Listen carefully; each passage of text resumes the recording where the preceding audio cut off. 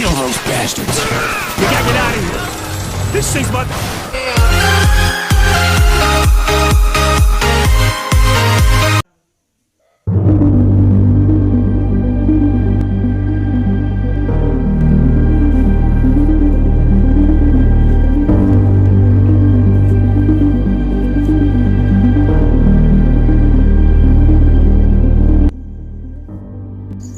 Ini adalah peristiwa di mana Soekarno dan Muhammad Hatta diculik oleh para pemuda dan didesak untuk mengadakan proklamasi kemerdekaan Indonesia.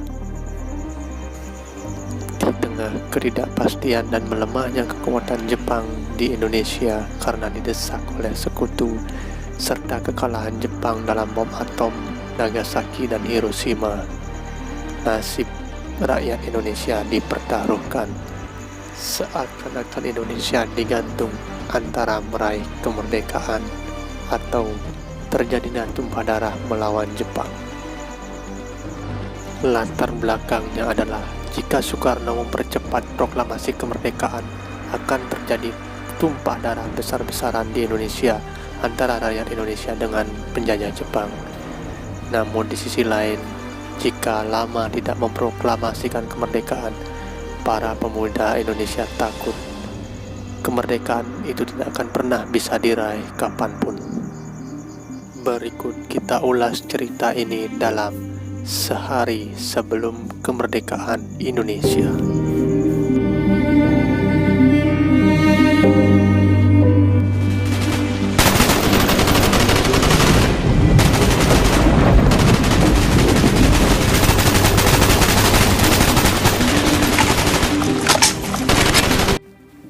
Soekarno dan Hatta berusaha memperoleh konfirmasi resmi tentang berita menyerahnya Jepang kepada sekutu dari pihak Jepang sendiri. Kaum nasionalis seperti Soekarno-Hatta memiliki seorang sahabat perwira Jepang yang bernama Laksmana Maeda.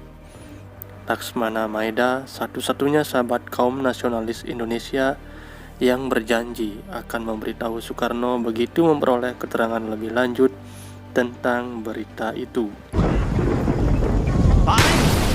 Go, go, go, go, go, go! Weapons free! Keep your eyes open for that CPU! Get your hands down! Soekarno lalu mengirim pesan kepada para pemuda Indonesia bahwa proklamasi kemerdekaan Indonesia akan diundur sampai keesokan harinya tanggal 16 Agustus 1945. Para pemuda menjadi sangat marah dan memutuskan untuk memproklamasikan kemerdekaan Indonesia jika perlu tanpa Soekarno dan Hatta. Enemy down! Spider hole! Dead ahead! Grenade that spider hole! Namun seorang tokoh yang bernama Syahrir berhasil mencegahnya. Hal itu akan mengakibatkan kita berhadapan dengan rakyat kita sendiri, dan kita tidak dapat membiarkan hal itu terjadi dalam keadaan yang bagaimanapun. Tetapi kelompok-kelompok pemuda lainnya yang dipimpin oleh Chairul Saleh Sukarni, Wikana, dan Adam Malik berusaha untuk mempercepat perkembangannya dalam sebuah pamflet atau brosur-brosur yang mengabarkan bahwa kemerdekaan akan segera terjadi.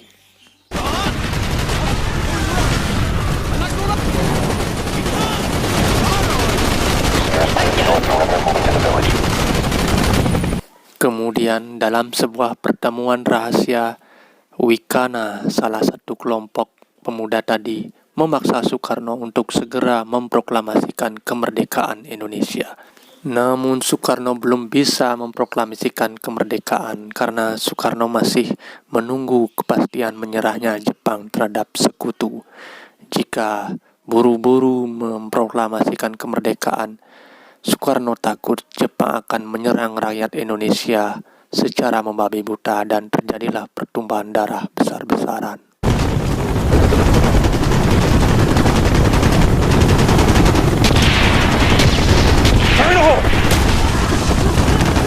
Setelah kejadian itu, Maka tokoh para pemuda tadi akhirnya memiliki pemikiran untuk menculik Soekarno di kediamannya pada malam hari. Tujuan penculikan adalah para pemuda tidak ingin Soekarno dipengaruhi oleh para pegawai Jepang dan tentara-tentara Jepang, sehingga para pemuda takut Soekarno tidak jadi memproklamasikan kemerdekaan. Pada pagi hari jam 4 waktu Indonesia Barat, Soekarno dan Hatta diambil dari tempat tidur mereka, kemudian mereka dibawa ke Rengas Dengklok.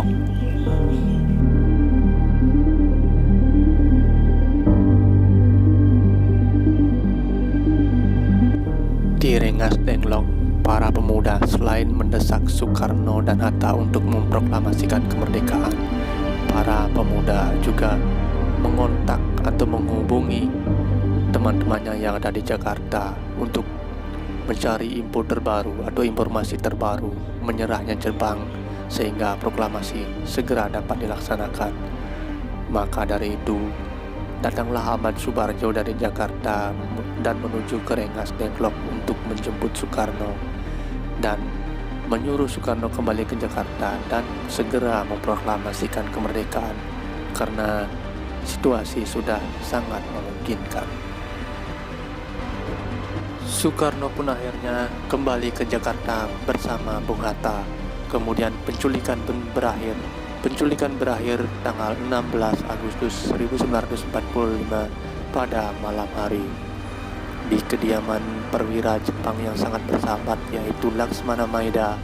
Disusunlah proklamasi kemerdekaan Indonesia malam hari itu juga.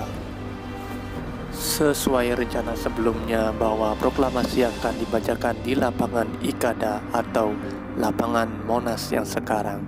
Namun Soekarno memiliki pendapat lain untuk menghindari bentrok dengan tentara Jepang atau kesalahpahaman. Soekarno akhirnya mengajak para pemuda dan kawan-kawan untuk mengadakan proklamasi di halaman rumahnya yang cukup luas, yaitu di Jalan Pegangsaan Timur nomor 56, Jakarta. Singkat cerita, keesokan harinya, hari Jumat tanggal 17 Agustus 1945, Soekarno yang didampingi oleh Muhammad Hatta. Soekarno memakai peci hitam dipadu celana linen putih dan kemeja putih dengan model yang saat itu disebut kemeja pemimpin.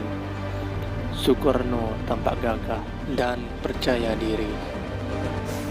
Tepat jam 10 pagi, dibacakanlah proklamasi kemerdekaan oleh Soekarno, serta dikereklah bendera merah putih dengan sebatang bambu yang diiringi lagu Indonesia Raya.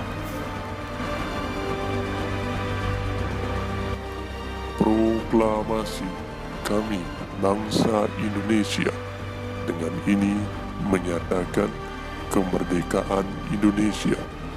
Hal-hal yang mengenai pemindahan kekuasaan dan lain-lain diselenggarakan dengan cara saksama dalam tempo yang sesingkat-singkatnya. Jakarta, 17 Agustus 1945, atas nama bangsa Indonesia, Soekarno-Hatta.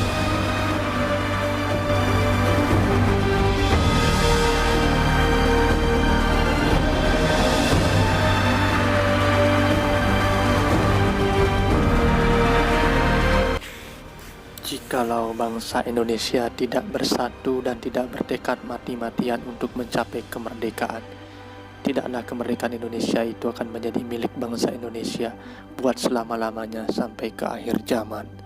Kemerdekaan hanyalah diperdapat dan dimiliki oleh bangsa yang jiwanya berkobar-kobar dengan tekad merdeka, merdeka atau mati.